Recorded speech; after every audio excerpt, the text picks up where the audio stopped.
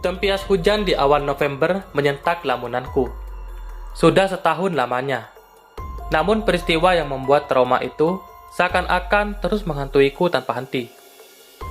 Waktu itu, seperti biasanya, aku yang bertempat tinggal di lereng gunung mengikuti tradisi di setiap acara maupun peringatan di mana aku tinggal. Perkenalkan, namaku Sari, anak tertua dari 3 bersaudara.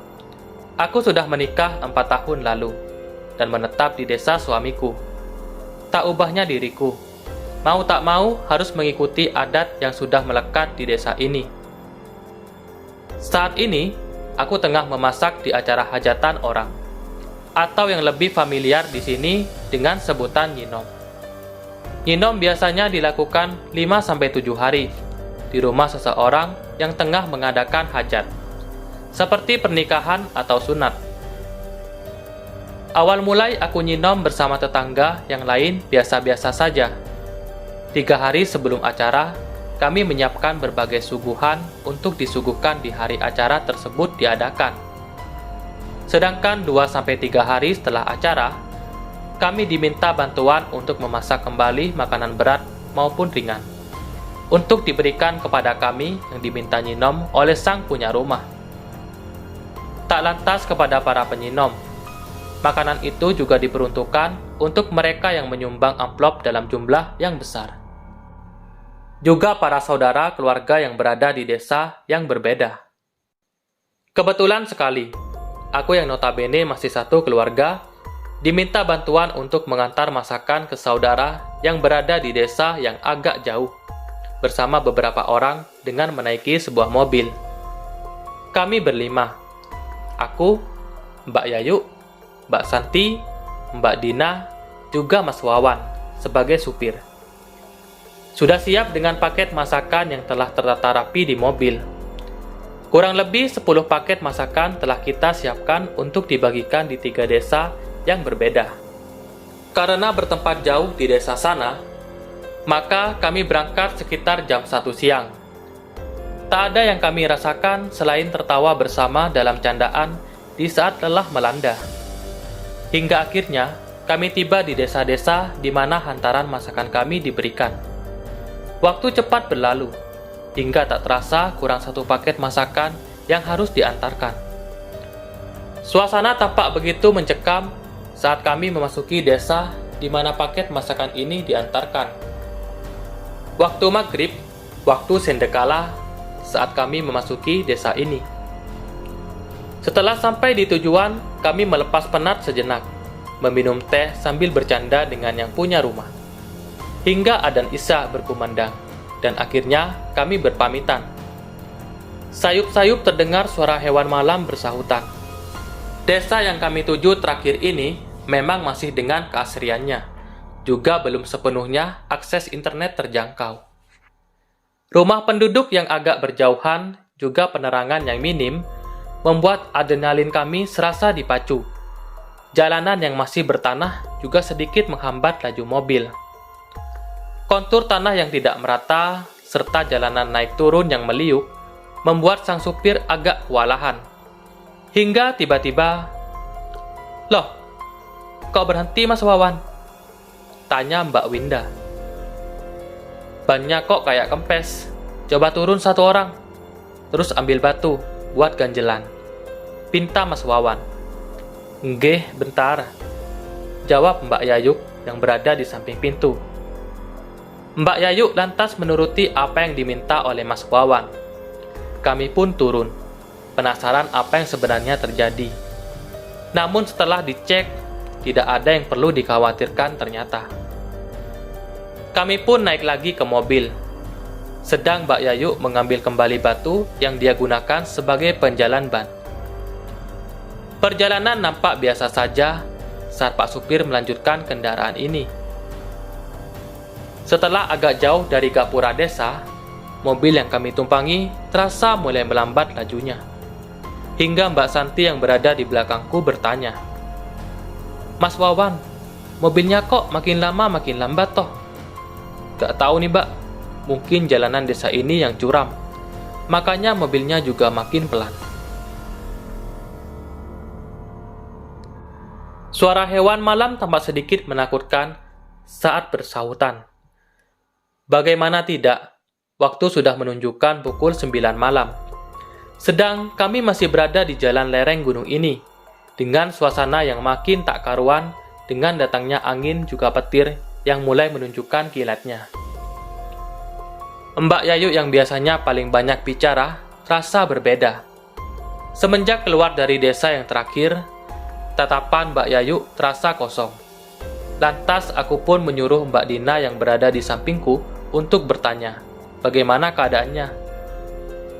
Hanya sebuah senyuman yang keluar dari mulutnya, lalu berkata, kalau dirinya lelah dan mengantuk. Aku dan Mbak Dina mengiyakan. Meski tak dapat dipungkiri, kalau aku dan Mbak Dina sepakat bahwa ada yang tidak beres dengan Mbak Yayu. Cit! Astagfirullahaladzim! Ya Allah! Astagfirullah! Kenapa, Mas? Mas Wawan menghentikan mobilnya mendadak, sehingga kami yang berada di bangku belakang merasa kaget. Mas Wawan kemudian hendak turun setelah menghentikan mobilnya. Namun mobil terhenti setelah Mbak Santi yang berada di bangku belakang mencegahnya. Mas, mau kemana? Mau turun sebentar. Tadi kayaknya aku nabrak sesuatu deh. Jangan, kita terusin saja perjalanan ini. Jangan toleh-toleh apapun. Seluruh Mbak Santi. Lantas karena kebingungan, aku lalu menoleh ke Mbak Santi yang berada di belakangku. Seperti dikomando, Mbak Santi mengedipkan matanya kepadaku, lalu memicingkan matanya ke arah Mbak Yayu. Seketika aku paham dengan apa yang Mbak Santi maksud. Mbak Santi kemudian duduk di kursiku setelah aku duduk di kursi depan dekat Mas Wawan tanpa turun dari mobil. Keadaan kembali mencekam setelah tiba-tiba melintas suatu bayangan yang tak dapat kami cerna. Akhirnya dengan doa yang terus terucap, kami melanjutkan perjalanan hingga melewati daerah yang cukup menakutkan ini. 1/4 jam kemudian, kami sampai di jalanan besar. Meski raut ketegangan antara kami masih terlihat, namun kami mengucapkan syukur. Setidaknya kami tidak merasa sendirian melewati jalanan pulang ini. Pukul 10 lebih, kami tiba di turunan jalan menuju desa tempat tinggal kami. Ingin rasanya cepat sampai di rumah dan merebahkan badan yang cukup melelahkan ini. Saat akan memasuki gapura desa, kulihat di pantulan kaca spion nampak bayangan yang menakutkan. Namun dengan keberanian yang kukumpulkan, aku hanya diam dan mengalihkan pandanganku dengan menunduk. Setelah kami sampai di rumah orang yang mempunyai hajat, kami lantas menurunkan tempat yang digunakan untuk mengantar makanan dan memasukkannya ke dalam rumah. Mbak Yayu tampak dingin sekali saat membantu kami membawa tempat makanan itu. Sampai-sampai di antara kami tidak ada yang berani untuk menyapanya. Kami pun makan-makan dulu sebelum pulang, atas perintah yang punya rumah. Awalnya kami merasa Mbak Yayu mungkin kelelahan, sehingga sikapnya agak berbeda. Namun tanpa kami duga, keanehan mulai nampak dari perilaku yang tak biasanya. Mbak Yayu yang sering mempertimbangkan porsi makanan kini tampak cuek. Saat mengambil makanan, Mbak Yayu tampak tidak memperhatikan kalau makanannya terlalu banyak untuk porsi seorang perempuan. Kami memakluminya, karena kami pun juga mengambil banyak, walau tak sebanyak Mbak Yayu. Namun, kami baru merasa kalau Mbak Yayu ini kenapa-napa. Saat baru saja kami makan beberapa sendok makanan, tetapi Mbak Yayu sudah selesai dan hendak menambah porsi lagi. Tak tanggung-tanggung, dalam porsi besar kembali Mbak Yayu ambil dan memakannya dengan sangat lahap. Kami yang merasa agak sedikit terkejut lantas mempercepat makan kami. Saat Mbak Yayu hendak mengambil lagi makanan yang sudah disiapkan, Mas Wawan lantas mencegahnya, lalu menarik tangan Mbak Yayu dan berpamitan kepada yang punya rumah. Sepanjang jalan kami hanya diam. Aku, Mas Wawan, dan Mbak Yayu pulang bersama. Sedang Mbak Santi dan Mbak Dina dijemput oleh keluarga mereka. Mbak Yayu dan Mas Wawan kebetulan satu arah dan tetanggaan. Sepanjang perjalanan kami hanya diam tanpa bersuara. Mas Wawan sepertinya tahu, memberi isyarat kepadaku. Setelah kami sampai di depan rumahku, Mas Wawan membisikkan sesuatu padaku yang langsung kuanggukkan kepala. Sedang secepat kilat, Mas Wawan menarik tangan Mbak Yayu, lalu memastikan keadaannya aman setelah diberikan kepada keluarganya.